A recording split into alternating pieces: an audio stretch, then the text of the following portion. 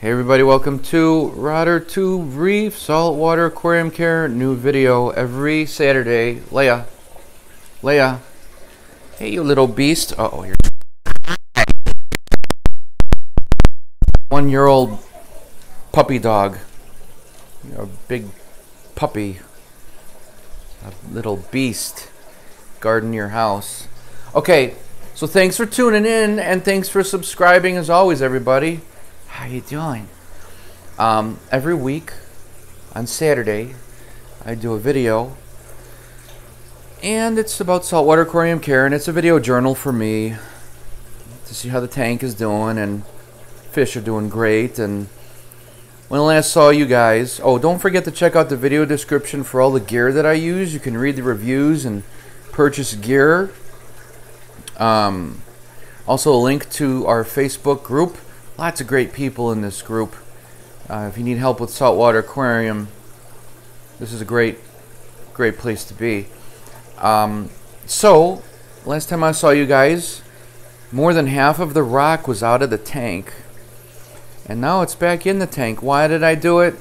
I was just showing you guys how to do I pulled all the rock out that had coral on it. The corals are still closed up because I just turned the lights on. All the star polyps, all the purple, all the star polyps are going to come out. But I just turned the lights on, so they're still sleeping, if you will. So anyway, all the rock that had all this coral on it was downstairs in a quarantine tank. So I was just demonstrating that every time you get something, be it a fish or a coral or an invert like a shrimp or something, you should always put it in a quarantine tank. Check out my other videos on that. But I put the rock back in. Here's what the rockscape looks like now. It's okay. Nothing too amazing. Didn't quite know what to do with this center rock, so I just left it there. That's where it was in the previous aquascape. I have space on the right and space on the left for the fish to swim through, and I just kind of interlocked these rocks with the big Duncan coral with the multiple heads on it.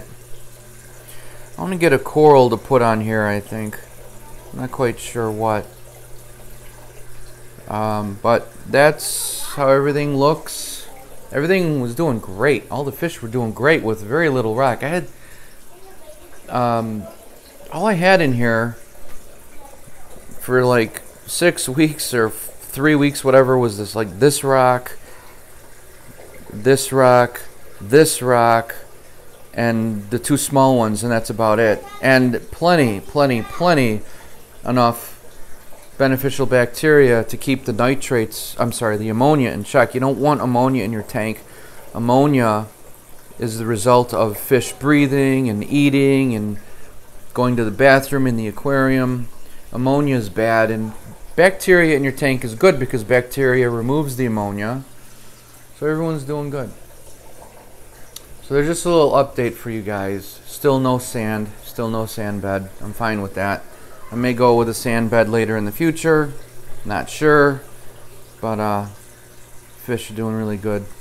This is, for those of you new to the channel, this is a 6-foot wide, 125-gallon saltwater tank. I'll show you this underneath. I have one homemade overflow with a Rubbermaid container. The water falls out of here through gravity. This pipe is nothing. This red pipe is nothing, by the way. The water flows out of here through gravity, through the gray tube, and it gets pumped back into the tank. Now, a lot of people will have, various forms of filtration in here to catch fish waste and stuff. I don't. Not in this one, not yet. But in my other sump, I do. The water comes down through this gray tube on the right side from this overflow, see? And it goes through a rotter tube, which I designed, which is nothing more than a clear PVC pipe with foam in it to catch fish waste.